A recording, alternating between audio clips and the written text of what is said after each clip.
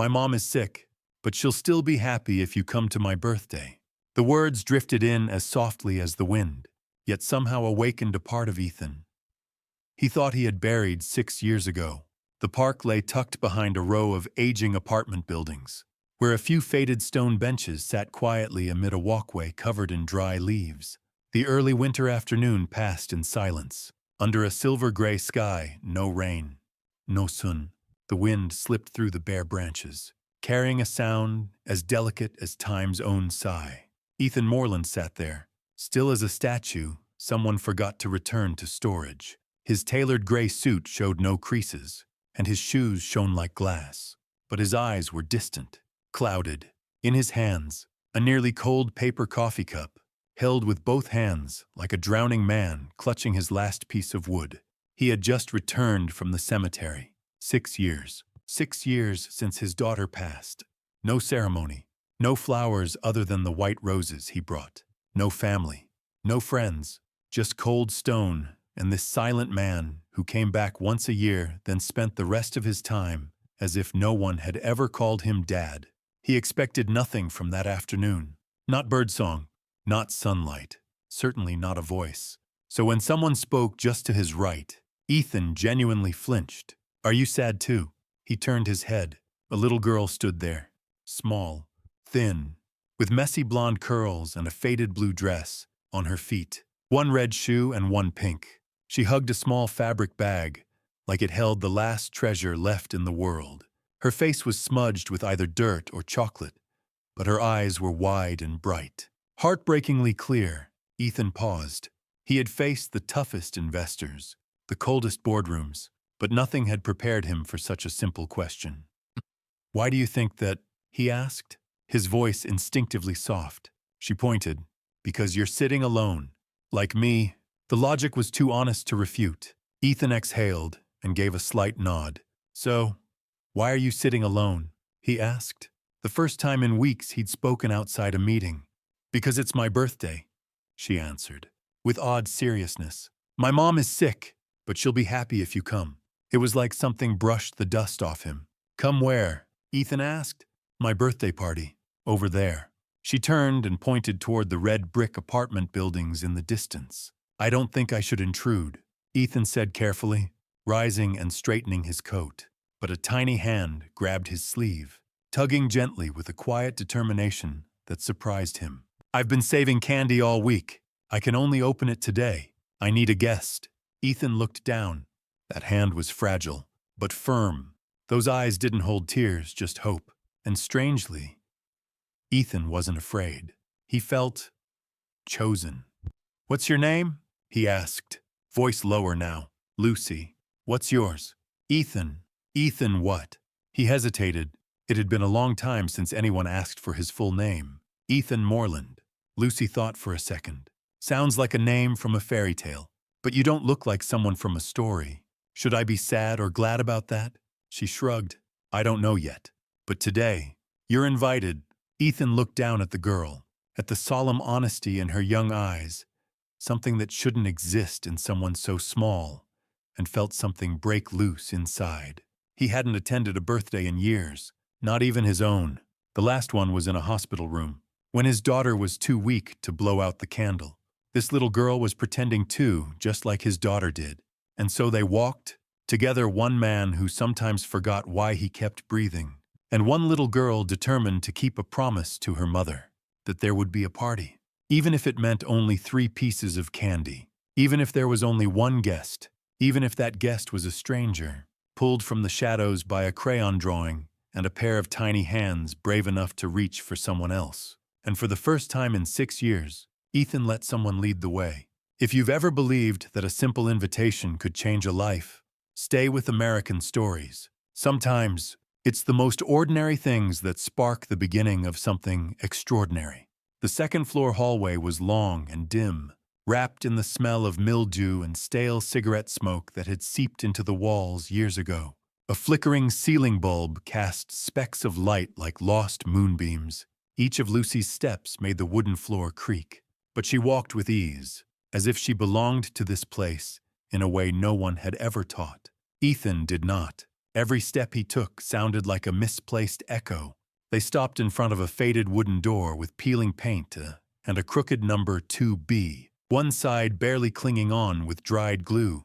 Lucy gave 2 light knocks, then without waiting, pushed the door open. "I'm back," she called out, her voice lifting as if announcing something very special. "And I brought a guest." Ethan stood still at the threshold. The room inside was small and poorly lit, with a single yellow bulb dangling from the ceiling, casting a pale glow. There was no TV, no sound, except the steady rhythm of an oxygen machine in the corner, like a heartbeat that never quite found its strength. On a worn-out sofa by the window, a woman lay resting, her light blonde hair draped over the pillow, her face so pale it nearly blended with the wall. A nasal cannula fed into her nose, connected to a small oxygen tank on the floor. At the sound of her daughter's voice, she turned her head slowly, then stiffened when she saw the strange man in the doorway. "Lucy," she said, her voice hoarse and fragmented. "Who did you bring home?" "Mr. Ethan. I invited him to my birthday party." She pushed herself upright, the movement slow and strained. One hand trembled slightly. Her eyes moved quickly between Lucy and the tall man standing frozen near the door. I'm sorry," Ethan said, his voice low and polite. "I met her at the park. She invited me, and I didn't think I should say no." Marissa looked at her daughter again. Lucy had already started moving around the room, pulling out small items as if preparing for a real party. An old napkin, 2 plastic cups, and a chipped plastic plate. No balloons, no cake. But there was excitement. Ethan saw it, and then looked back at the woman on the sofa. Her face was still tense, but no longer angry or alarmed, just tired, deeply tired. "I don't know what to say," she murmured, her breath short, but her gaze no longer evasive. "You really came here just because she invited you?" "She said it was her birthday," Ethan replied, "and that her mom would be happy if there was a guest." Marissa sat up straighter, leaning on the arm of the sofa. Her eyes softened. "I see," she exhaled deeply, as if that explained the presence of this uninvited stranger. "In that case, welcome." Ethan stepped inside. The room was small, cramped. It smelled of medicine, damp paper, and somewhere in the mix, the faint sweetness of something carefully kept. A low wooden shelf sat against the wall, holding a few worn-out children's books. On the wall, several kids' drawings were taped with faded tape crayon suns, rainbows, stick figures wearing crowns. One picture showed 3 people holding hands under a starry sky. Ethan paused to look, his chest tightening in a way he couldn't name.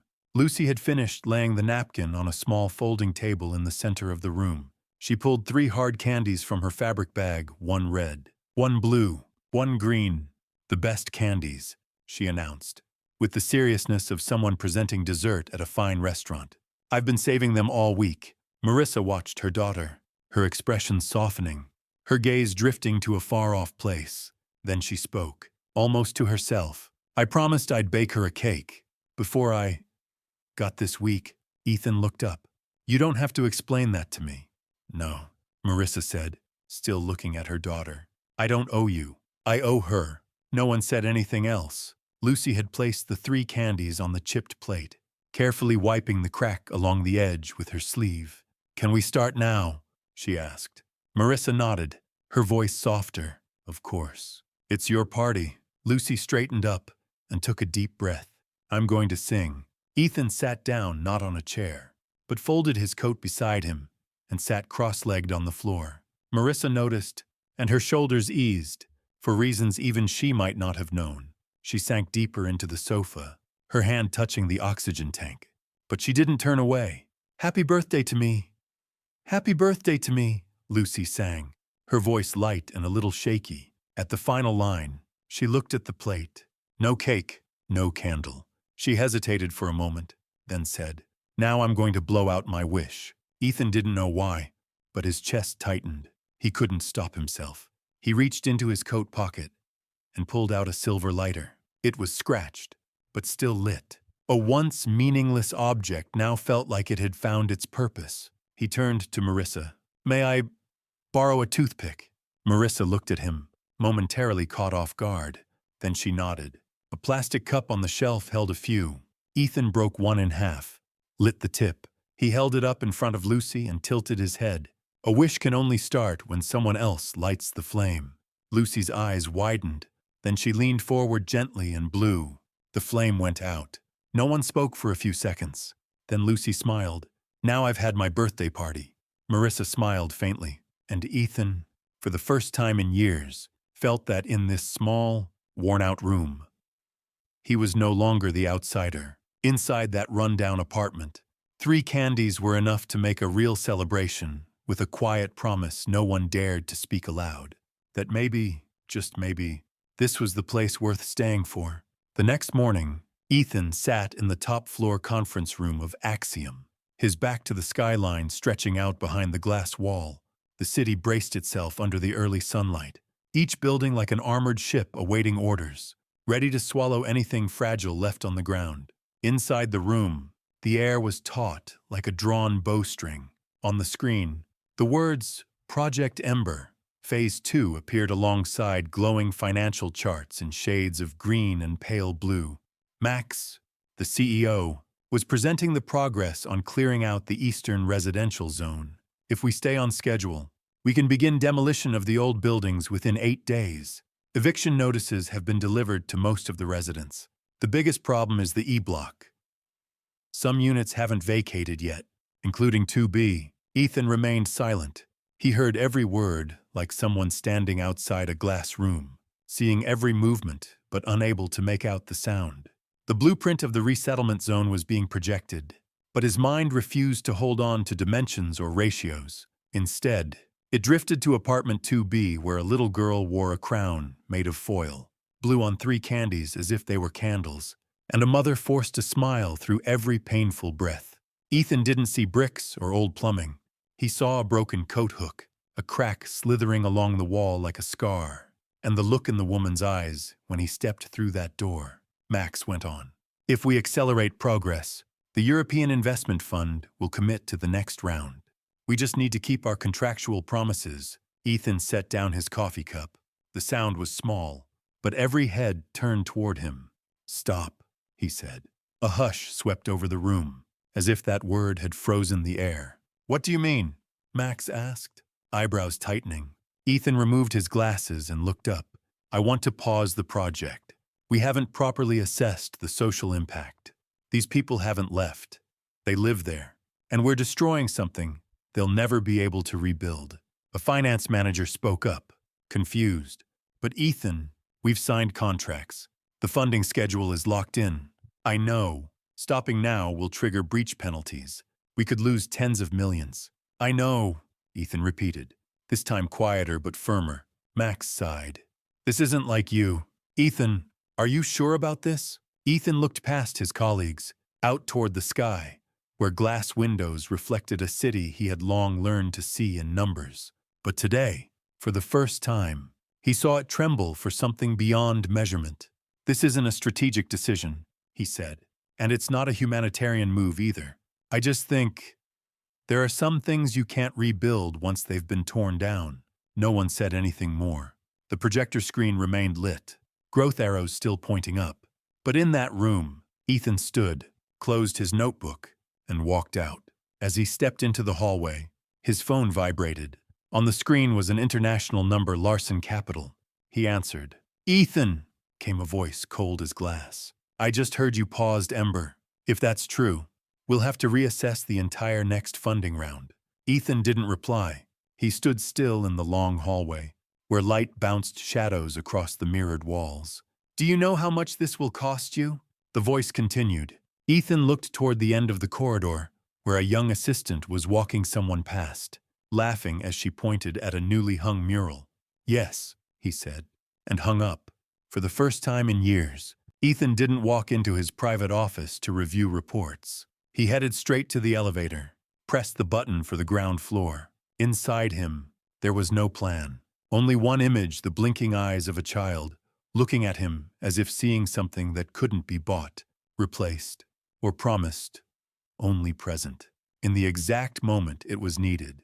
The afternoon rain had just stopped, and the pavement still glistened as Ethan stood once more in front of door 2B. He brought no coffee, No reports, only a small cardboard box and an old comic book. Its spine taped with clear tape, its pages curled and yellowed. On the cover was an image of a flying horse, and the cracked title, Midnight and the Moonstone. He knocked gently. The door opened after a few seconds, still Marissa's cautious eyes.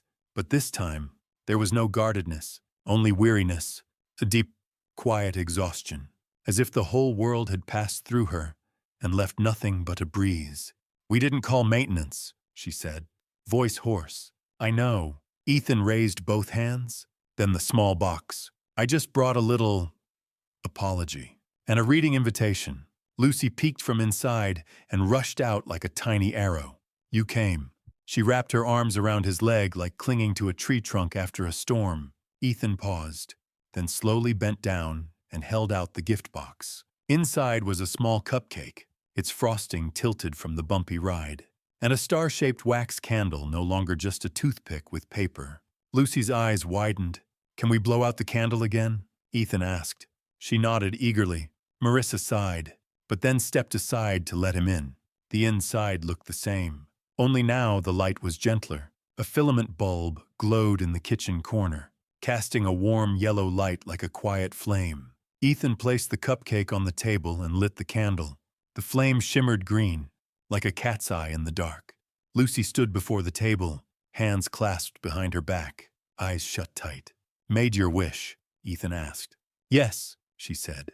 "Then blow it out." Woof! The flame vanished, leaving a thin wisp of smoke. Marissa let out a laugh. It was the first time Ethan had heard it dry. Awkward, but real. "Sit down," she said. "If you're going to bring trouble, you might as well get roped into reading." Ethan removed his coat and hung it on the hook by the door. The metal was exposed where the wood had snapped. He said nothing, just pulled a small screwdriver from his jacket pocket, as if he'd come prepared. While Lucy opened the book, he repaired the hook with 2 screws and a rubber washer. When he was done, he returned to the table where Lucy had flipped to the page showing the horse flying across a silver moon. "Mom used to read it to me when I was sick," Lucy said. "And now?" Ethan asked. "Now she coughs a lot. I read it myself, but I'm not fast." Ethan sat down and turned the page. "Then tonight, I'll read it, just once." "Okay." Lucy leaned against her mother's arm, still clutching the cupcake without its candle. Marissa rested her head on the chair, eyes half closed. In the little matchbox of a room, Ethan's voice became the thread that reawakened a heartbeat. Each turned page a pulse, each drawing a memory. As the story neared the part where the horse finds the moonstone, Ethan paused. He took out a small object and placed it on the table. It was a drawing, the crayon picture Lucy had given him. 3 stick figures under an orange sun, round like a ball. He'd pressed it between plastic sheets, trimmed its edges neatly, not hung it on a wall like a decoration, but placed it on the table like something to be respected. Marissa looked at the picture, then at him. "You didn't hang it up." Ethan shook his head. "I didn't want it to be a symbol. I just didn't want to lose it." A quiet moment passed. Marissa nodded, then said softly, "This cupcake. It's actually the first birthday gift Lucy's ever received." Ethan looked up, asking nothing more. But in his eyes, something broke quietly, like an old branch falling past the windowsill of time. Marissa turned away. "We used to have a lot, but the hardest thing to hold on to isn't money. It's presence." Ethan understood, not because she said it, but because throughout that evening, for the first time, he didn't see Marissa as a case, or Lucy as an inspiring character. They were 2 lives fighting to exist in a space both small and crowded, with a hope far from trivial, to preserve a real birthday, in a world that no longer kept holidays. At the end of the evening, Lucy brought out a small glass jar from the cabinet. Inside were bits and pieces, a heart-shaped pebble, a button, a folded scrap of paper. She said, "This is the wish jar. I put something in it every time I hope for something." Ethan asked, "And has any wish come true?" Lucy tilted her head. "Yesterday, I put in a piece of paper that said guest. Today, you came." Marissa laughed. Ethan did not. He couldn't, because sometimes presence doesn't come from an invitation, but from the fear that there might never be another one. The power went out on an evening with no warning. The entire apartment complex seemed to fall into an earlier sleep than usual. No TV sounds, no hallway lights, only the wind whistling through door cracks and the flickering glow of scattered candles in a few windows. The second floor was pitch dark, and inside Unit 2B, a small candle wavered on the dinner table, quietly holding back the night. Marissa rummaged through a drawer and found the last candle. She stuck it into the neck of an old glass cup and lit it with a lighter. The flame blinked. Reflecting in Lucy's eyes, the little girl curled under a blanket, half afraid, half thrilled. "Mom," Lucy whispered, "is a blackout the worst kind of time?" "No," Marissa replied, steadying her voice. "It just means everything slows down for a little while." She didn't say her heart was beating faster, or that the room felt colder than usual. In the dark, worry came closer, clearer, as if nothing stood between it and those still holding on. A knock sounded at the door. Marissa hesitated, then carried the candle over. Behind the door stood Ethan wearing a thick coat, holding a softly glowing flashlight, a paper bag slung over one shoulder, and an expression that seemed to shine brighter than the light bulbs before they went out. "Heard the power's out over here," he said, lifting the flashlight. "I thought maybe I could bring a little light." Lucy shot out from her blanket. "You came. What did you bring?" she asked, eyes glowing like the candle. "Ginger tea, cookies, and a few other things." He pulled out a set of colorful plastic cups, then added a second small flashlight. He handed it to Lucy. "For the princess," he said. "A knight who brings light doesn't need a sword, right?" Lucy giggled. "You're the Knight of Light." Ethan tilted his head, "and the princess will lead the way." The three of them sat on the floor, an old blanket spread out as a rug. Tea was poured into plastic cups, cookies placed in the middle. Lucy set the flashlight atop a cardboard box, pointing it at the ceiling as if creating a sky of her own. The reflections shimmered, and the room became a miniature kingdom. A princess, a gentle queen, and a knight from the outside world. Ethan began telling a story, a tale part made up, part true, about a princess who'd been sick for a long time, living in a castle swallowed by shadows. Each night, she lit a candle, hoping a knight would come with light. And one day, someone did appear, not with a sword or a horse, but with a flashlight and a bag of cookies. Was the knight strong? Lucy asked. No, Ethan answered. He was scared of the dark, like everyone else. But he knew one thing. If someone out there was still lighting candles in that castle, he couldn't turn away. Lucy rested her head on her mother's shoulder. Marissa gently stroked her daughter's hair. The candle burned lower, and in that moment, time wasn't measured in seconds anymore, but in the soft breaths of a child, slipping into a safe dream. When Lucy had fallen asleep, Ethan remained, quietly brushing his hand over the comic book's worn cover. The flashlight cast a pale beam across his fingers and Marissa's eyes. "I used to be afraid of the dark," she said softly. "Not because it was dark, but because it was familiar, and I was scared I'd get used to it." Ethan looked at the hand gently holding his tea. "Me too," he whispered.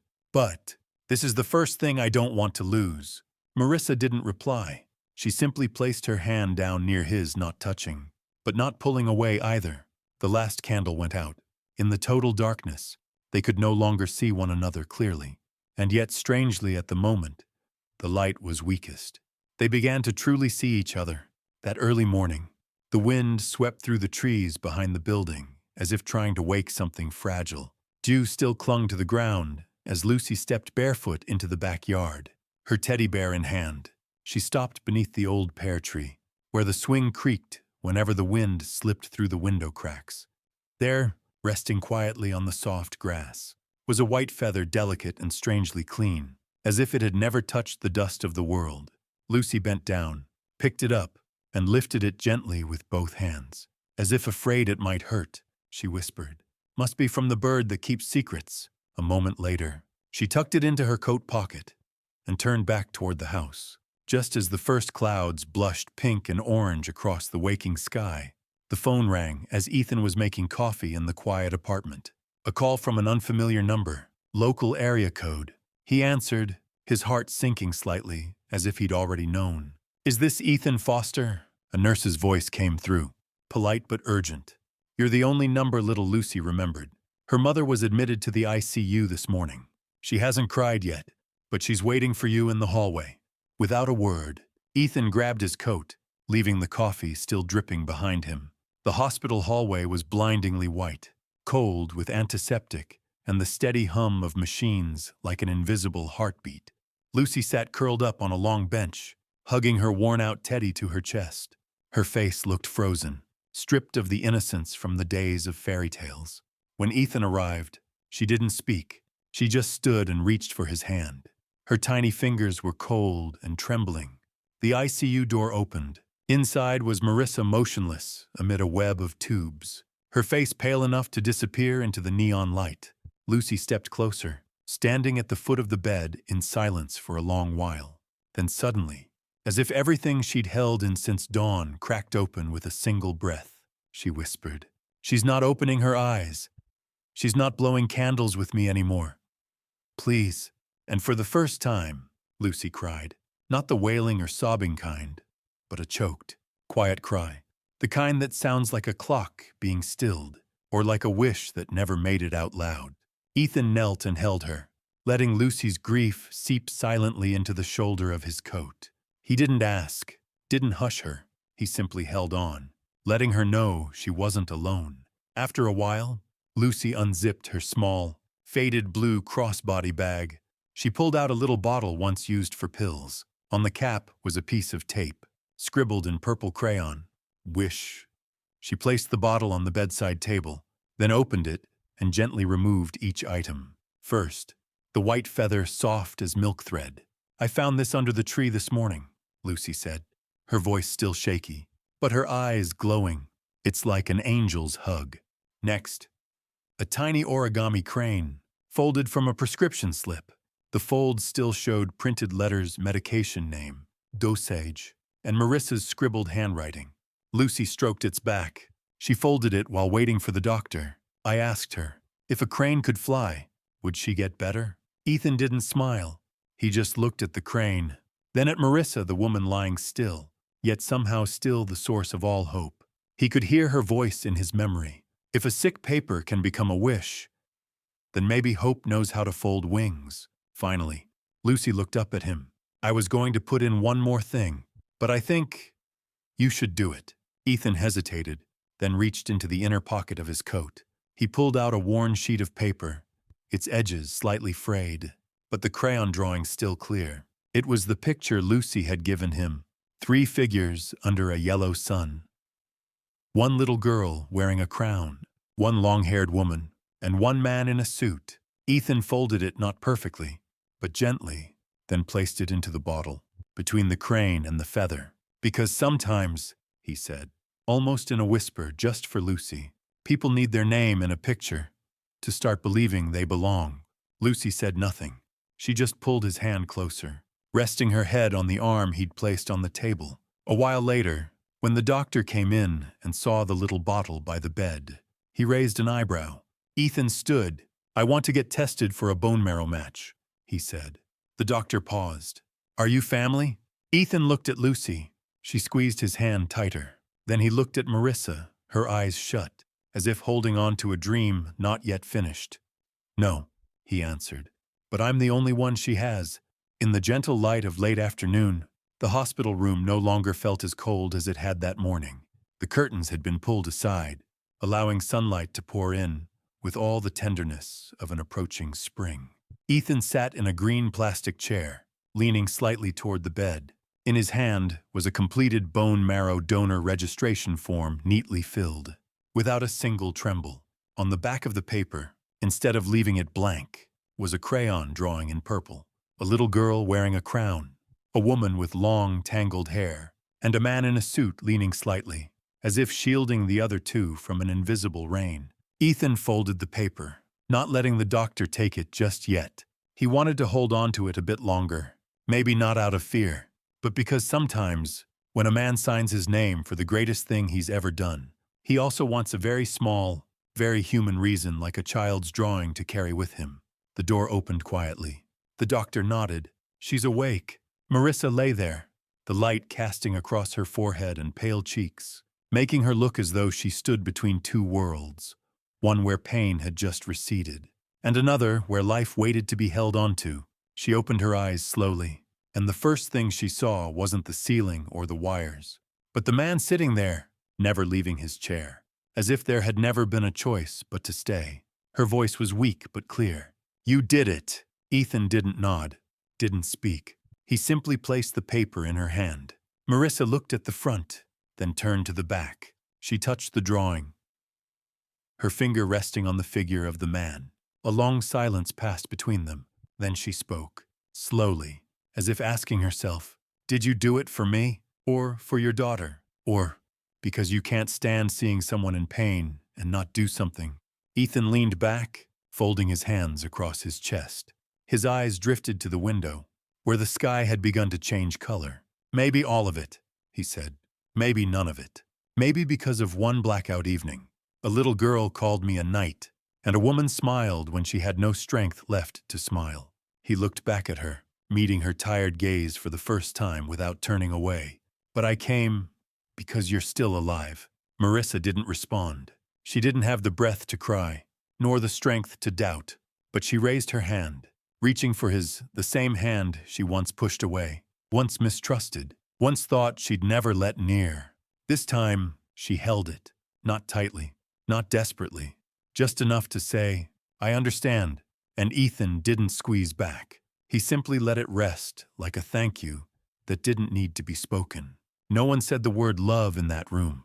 There was no romantic music, no grand promises, only the steady beep of the monitor, and two hands, one once used to letting go, the other to holding back, lying quietly together, as if they'd belonged there all along. Outside the window, the last light of day cast a soft gold across the tiled floor, across their shoulders, and across the little wish jar still sitting on the corner of the table, where three fragile hopes waited for a wind to either carry them away or let them stay. No one talked about leaving anymore, and maybe they didn't need to say anything at all. Spring arrived, as if it had always been waiting just outside the door, only needing someone to open their heart. The sky was a deeper blue than in years past. Or perhaps it was the people beneath that roof who had begun to see it through different eyes. Eyes once shut in fear of loss, now brave enough to open for hope. The old apartment building still stood, but no longer wore its former gloom. The wall behind the complex, once patchy with peeling paint, now bloomed with hundreds of new strokes. In one corner was a golden-haired princess holding a book, seated among wildflowers. Beside her stood a man in a glowing cloak, holding a flashlight like a sword, and right next to them a small girl in a paper crown, raising a glass jar that shimmered in the sunlight. Children from the block gathered every afternoon, sitting cross-legged on the concrete, squabbling over brushes and paint. An elderly woman sat on a folding chair on her first-floor balcony, knitting a blanket, eyes watching the kids. One day, she giggled when she saw a boy painting a purple dragon, because the princess should train to face her fears, not just wait to be rescued. The backyard now had a small flower patch, a row of white-painted wooden benches, and a bare spot beneath the tree where a handmade wooden sign read, "Seat for someone feeling sad. Don't worry, there's always tea." No one knew who funded the renovation. The paperwork came from a community initiative called Haven Fund, with no listed donor. But the people here understood some gifts need no name, because when light shines long enough, people begin to forget that darkness ever lived there. Marissa had recovered enough to work part-time at the community center, where she taught parents how to prepare nutritious meals for children using subsidized groceries. She didn't lecture like an expert. She just spoke, her voice soft but steady. "I once had nothing but rice and tea. But a meal isn't just for hunger. It's a way to remind yourself that you deserve to live fully." Lucy now attended morning preschool. Her favorite times were story hour and arts and crafts. One day, she brought home a bracelet woven from colored threads and said, "For Mom and for Mr. Ethan, 'cause we're best friend twins." Ethan still lived in the complex, but his schedule no longer existed in phone calendars. He might show up at 3 in the afternoon with a bag of dewy red apples, or at 8 in the morning to fix the squeaky hinge on the library door. Some days, he simply sat in the yard, watching the kids play and smiling when Lucy dashed by, shouting, "Mr. Ethan, today I'm the king." He didn't need titles, didn't need thanks. But one evening, as he was turning to leave after a community meeting, an elderly man with a cane approached. His face was wrinkled, but his eyes still sharp. "You gave us a house," the old man said, gently patting Ethan's shoulder. "But that little girl, she gave us a family." Ethan said nothing, but something in him softened, as if all this time he'd thought he was the one bringing light to others, not realizing they were quietly relighting something long dimmed in him. The story of a girl in a paper crown, a mother who once thought she wouldn't survive the winter, and a man who believed he was unworthy of trust, now lived on through brushstrokes, colors, and new life on every brick. And on one corner of the big mural, just behind the row of white benches, were 3 small hand-painted words, nearly hidden beneath blooming vines. "You still belong. You still belong here." The backyard of the Haven apartment complex that day felt like it had been wrapped in a spell. Paper lanterns in every color swayed in the breeze, tied with thin strings between the young trees just planted. On each long wooden table sat warm pastries, fruit arranged into heart shapes, and dishes from all kinds of cultures. The apple pie from Mrs. Ruth on the 3rd floor, the crispy fried chicken from the Diaz family, and a tray of homemade gummies proudly crafted by the neighborhood kids. Lucy wore a pale yellow dress printed with tiny suns, holding her paper crown in one hand, her hair braided on both sides with silver ribbon. 4 years old, exactly 4 years since she first opened her eyes to this world, and at least 2 of them had passed without ever knowing a real birthday cake. But today, everything was different. There was no loud music, no bubble machines or flashy stage, but in Lucy's eyes, it was the biggest party in the world, because everyone stayed. No one left before the cake was cut. In the corner of the yard, beneath the shade of a young tree, a small hole had already been dug. Ethan stood there, beside Marissa and Lucy, each of them holding something in their hands. Lucy lifted a small glass jar with both palms. Inside, the white feather leaned gently, glinting in the sunlight. "I found it this morning," she whispered, as if speaking to something sacred. "It's like an angel's hug." Marissa handed her a tiny origami crane, folded from the last prescription slip she had ever received. The paper was slightly wrinkled, the creases uneven, but the wings stretched just enough. Marissa said softly, her voice warm and low, "If a sick piece of paper can become a wish, maybe hope knows how to fold wings too." Finally, Ethan gave Lucy a folded piece of paper. It was the first drawing she had ever made drawn before she even met him. 3 stick figures stood beneath a bright sun. One was a princess, one a long-haired woman, and one a tall man. "Because sometimes," Ethan said quietly, "you need your name in a picture to start believing you belong." Lucy placed everything into the jar, then bent down and buried it beneath the tree. The earth was gently patted back into place. No one cried, but everyone stood in silence. Like a ritual, the breeze passed through, causing the tree's first leaf to tremble almost like it nodded.